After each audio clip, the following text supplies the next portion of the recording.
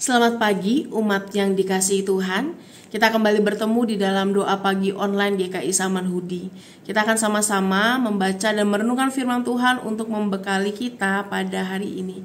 Oleh karena itu, mari kita siapkan hati dan pikiran kita untuk mendengarkannya. Kita bersatu di dalam doa. Ya Tuhan, kami mengucap syukur untuk hari baru yang Kau anugerahkan kepada kami. Kami berdoa, biarlah hari-hari yang kami jalani boleh kami kerjakan dengan hikmat yang asalnya dari Tuhan. Berikan kami pengertian, sehingga firman Tuhan yang akan kami renungkan bersama tidak hanya kami pahami, tetapi boleh menjadi dasar yang sungguh kami lakukan, kami kerjakan di dalam keseharian. Kami siap untuk belajar dari firman Tuhan, berkati hamba-Mu sehingga dapat menyampaikannya dengan baik. Di dalam nama Tuhan Yesus kami berdoa dan mengucap syukur. Amin.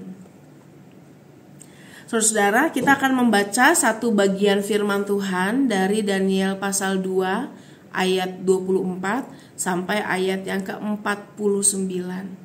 Daniel pasal 2 ayat 24 sampai ayat yang ke-49 saya akan bacakan untuk kita semua. Sebab itu pergilah Daniel kepada Ariok yang telah ditugaskan raja untuk melenyapkan orang-orang bijaksana di Babel. Maka pergilah ia serta berkata kepadanya demikian, orang-orang bijaksana di Babel itu jangan kau lenyapkan.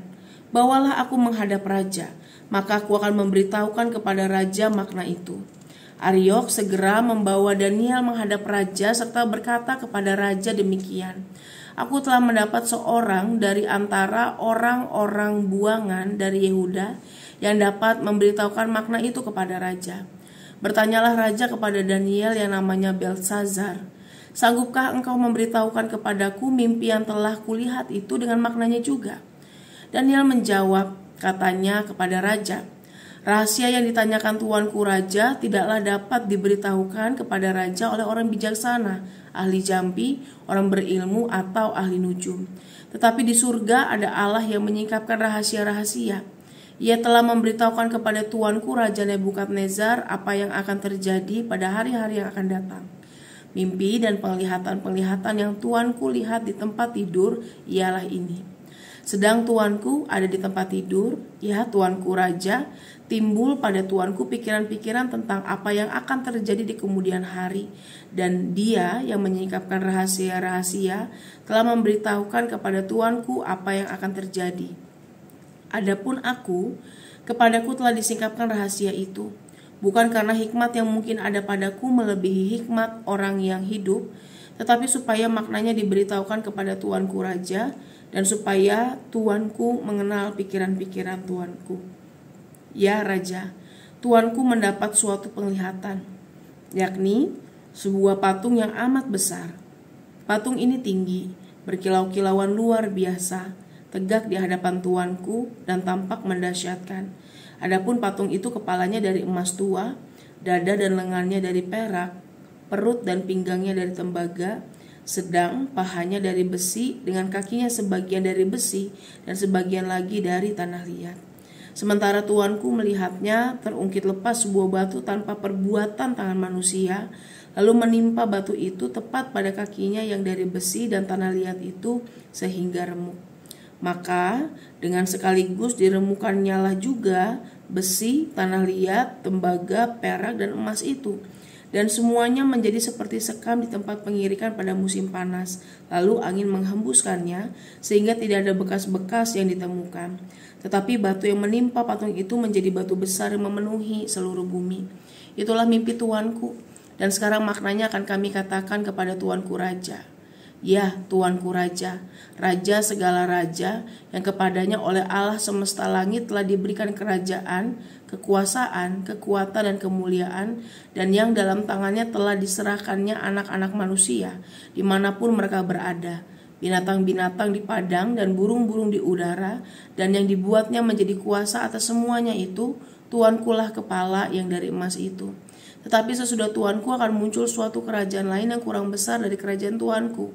Kemudian suatu kerajaan lagi, yakni yang ketiga dari tembaga, yang akan berkuasa atas seluruh bumi. Sesudah itu akan ada suatu kerajaan yang keempat yang keras seperti besi, tepat seperti besi yang meremukkan dan menghancurkan segala sesuatu, dan seperti besi yang menghancur luluhkan, maka kerajaan ini akan meremukkan dan menghancur luluhkan semuanya. Dan seperti Tuhan kulihat, kaki dan jari-jarinya sebagian dari tanah liat dan tukang periuk, dan sebagian lagi dari besi. Itu berarti bahwa kerajaan itu terbagi. Memang kerajaan itu juga keras seperti besi sesuai dengan yang Tuhan kulihat. Besi itu bercampur dengan tanah liat.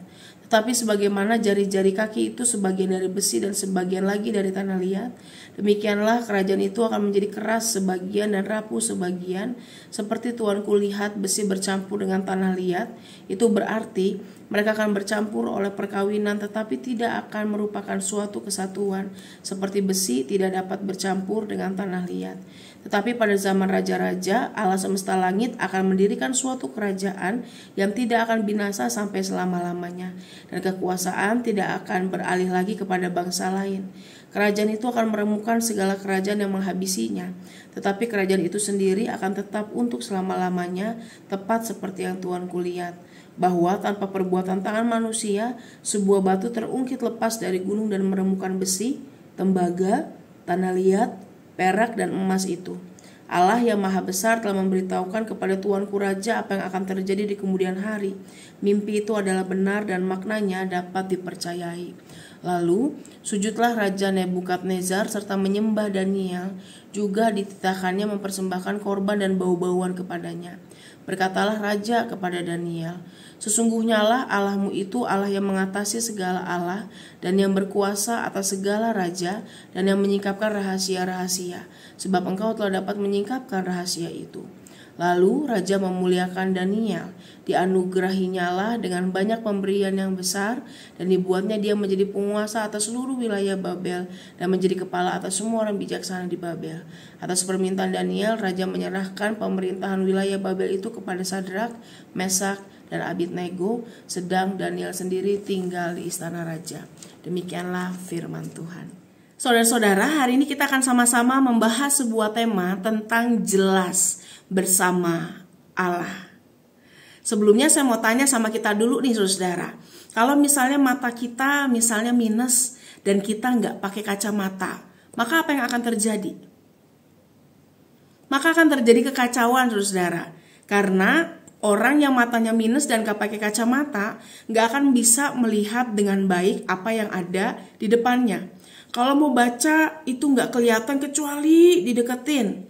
Kalau misalnya mau ngelihat orang, kayaknya tuh mukanya kabur dan nggak tahu siapa itu yang lagi nyapa.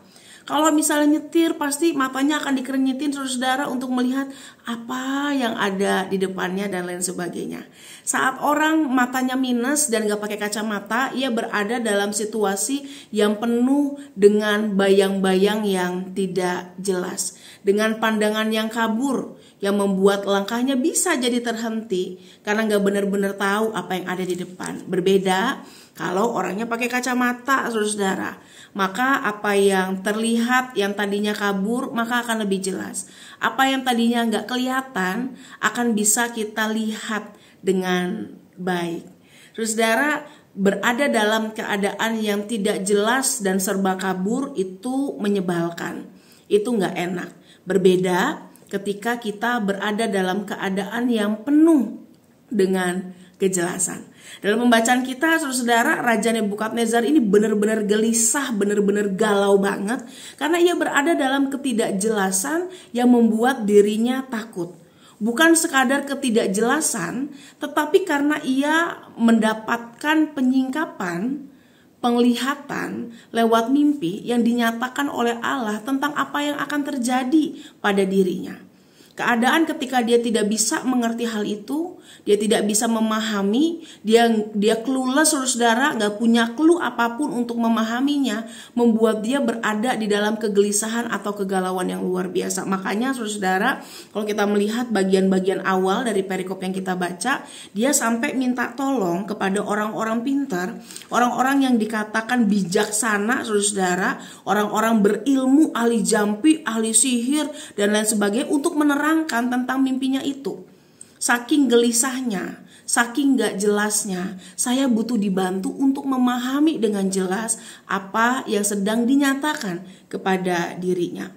Tetapi saudara, yang dialami oleh Nebukadnezar tidak hanya ketidakjelasan, tidak hanya ketidakjelasan yang membuat pandangannya kabur, tetapi yang kedua, dia dikuasai oleh pengalaman-pengalaman yang membuatnya sebenarnya wajar memiliki kecurigaan tertentu, saudara.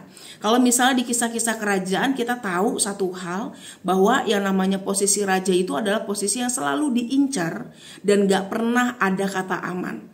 Semua orang akan siap memangsa dirinya, semua orang akan siap menghancurkan dirinya, menunggu kejatuhannya.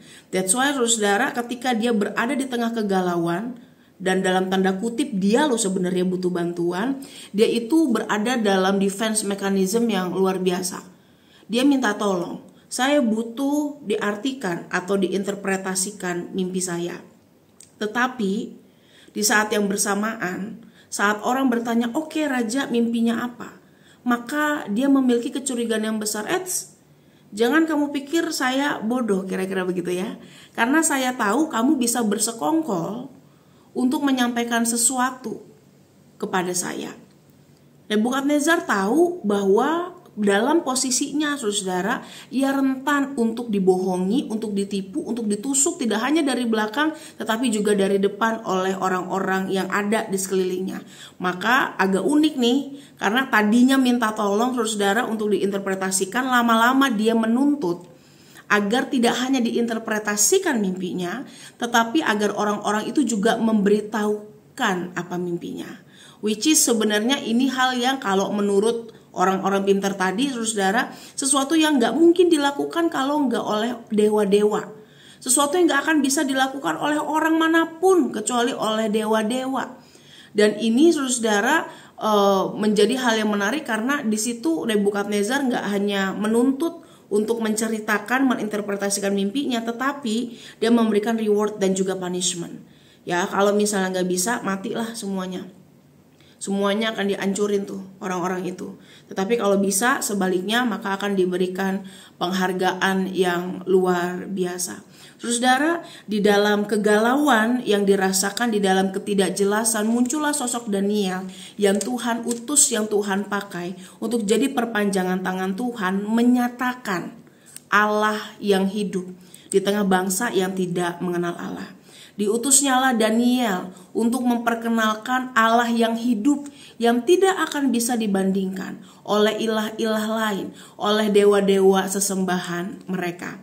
Maka yang menarik, saudara, di dalam pembacaan kita, justru saat itu Daniel berani mengajukan dirinya berbicara kepada Raja Nebukadnezar karena dia tahu Allah sudah memberikan kepercayaan itu kepadanya dan memberikan langkah-langkah jelas yang akan ia kerjakan dalam tantangan yang ada di depan matanya. Dalam pembacaan kita, saudara, kalau Daniel dan teman-teman ini juga bisa terancam dalam tanda kutip begitu ya, ketika orang-orang bijaksana itu akan dihabisi.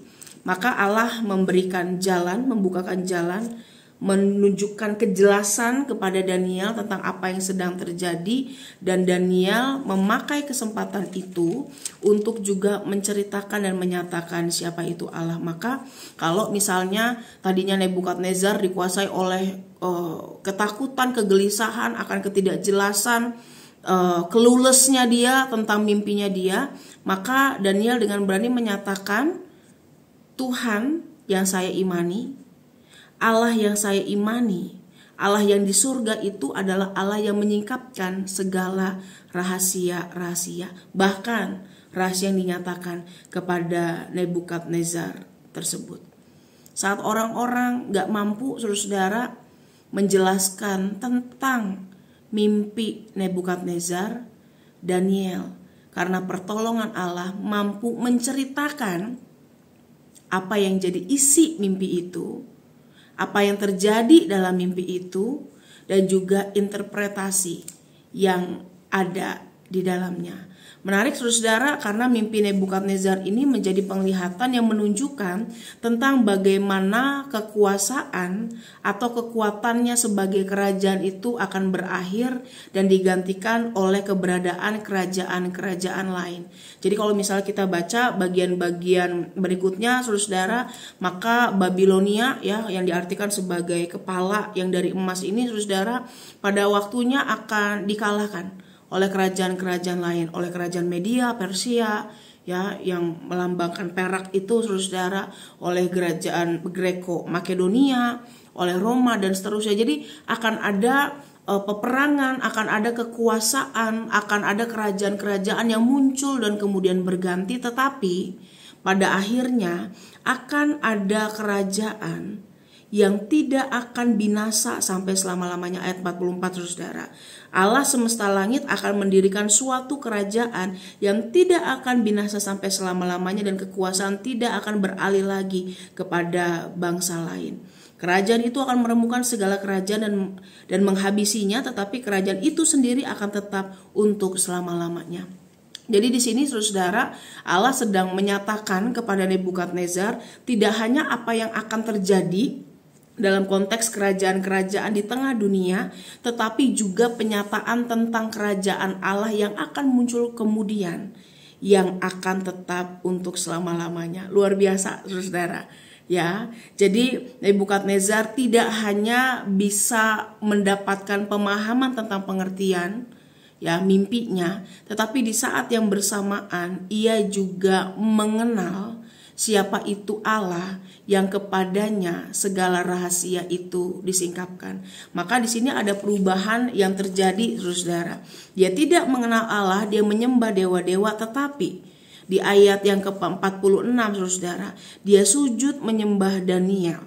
Dia menyatakan rewardnya kepada Daniel, penghargaannya kepada Daniel, tetapi di ayat ke-47 dia mengatakan sesungguhnya Allahmu itu adalah Allah yang mengatasi segala ilah yang berkuasa ya atas segala raja dan yang menyingkapkan rahasia-rahasia, sebab engkau dapat menyingkapkan rahasia itu. Dan kemudian ia memuliakan Daniel dan seterusnya saudara.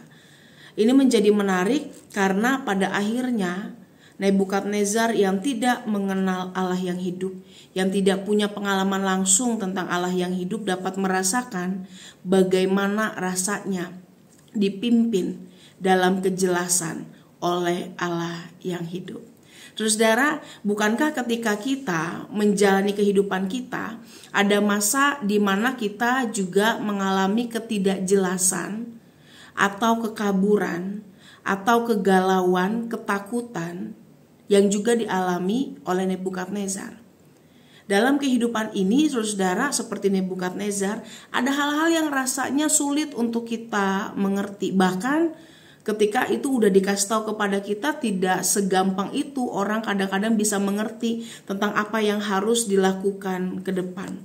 Maka saudara, dalam kisah ini kita mau belajar bahwa kalau apa yang diminta oleh Nebukadnezar aja adalah hal yang mustahil bagi manusia, tetapi tidak mustahil bagi Tuhan, maka kita juga mau belajar untuk bisa melihat dan mempercayakan kehidupan kita pada Allah yang memberikan kejelasan, pada Allah yang memberikan kepastian. Ketika kita hidup mengikut Allah yang benar, mengikut Allah yang hidup, percaya kepadanya, maka yakinlah satu hal saudara, kita memiliki kejelasan di dalam Tuhan tentang apa yang akan terjadi ke depan, tentang apa yang kita alami saat ini, tentang apa yang menjadi janjinya. Kita akan mengalami kejelasan. Kejelasan apa nih problemnya? Apakah kejelasan toto kita semua dapat penglihatan dan mengerti saudara? Tentu tidak. Kejelasan yang saya maksudkan di sini adalah kejelasan di mana kita aman bersama dengan Tuhan. Kejelasan di mana kita akan disertai oleh Tuhan. Kejelasan di mana janji-janjinya itu berlaku kepada kita. Kejelasan di mana Ia akan membukakan jalan bagi kita untuk kita mengerti, saudara. Kejelasan di mana ketika kita tidak memahami segala sesuatu, Tuhan bisa membuat kita untuk memahami segala sesuatu. Maka saudara, hari ini kita belajar satu hal. Allah yang kita imani itu kan Allah yang hidup. Allah yang punya dunia ini, saudara. Jadi kalau ada soal, ada pergumulan, nah kunci jawabannya itu ya ada sama Allah. Kalau ada pergumulan, ada permasalahan, sebutek apapun, Tuhan tuh yang punya kunci jawaban. Maka saat kita galau, kita bergumul, kita nggak tahu nih sebenarnya ini saya mau dibawa kemana. Sebenarnya kenapa ini bisa terjadi? Sebenarnya apa yang menimpa saya? Mengapa dia begini? Mengapa dia begitu, saudara?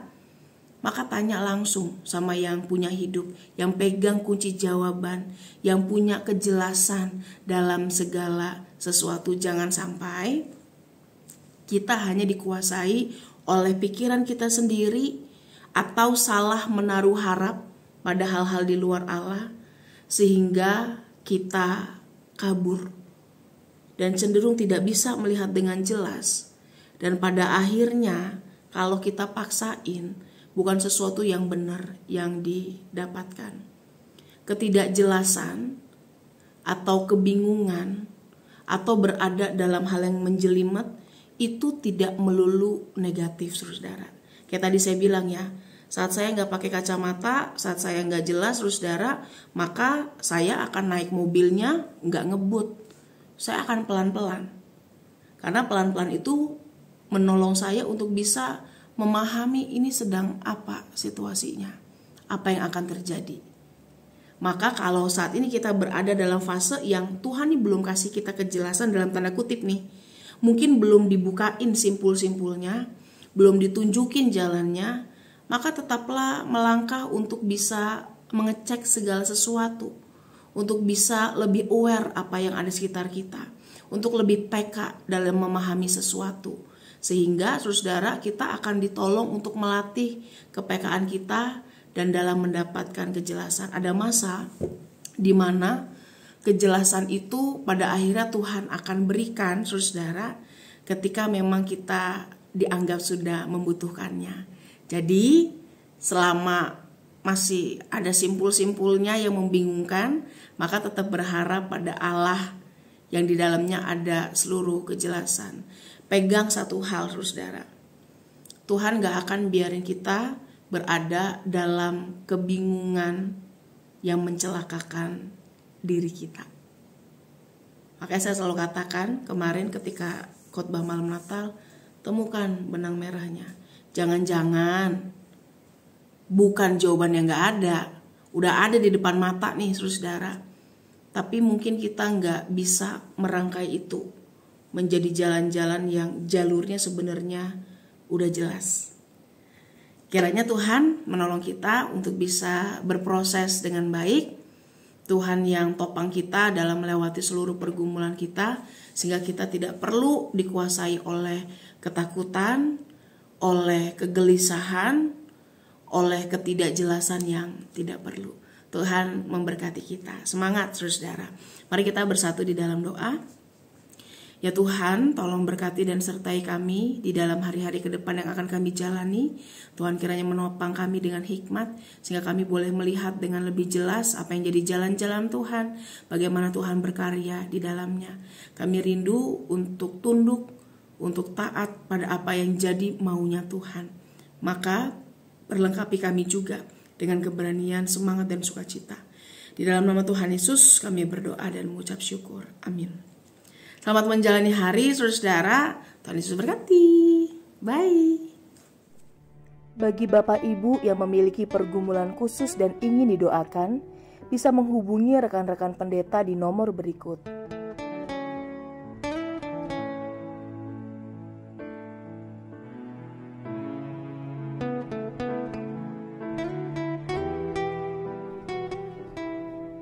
Tuhan Yesus memberkati.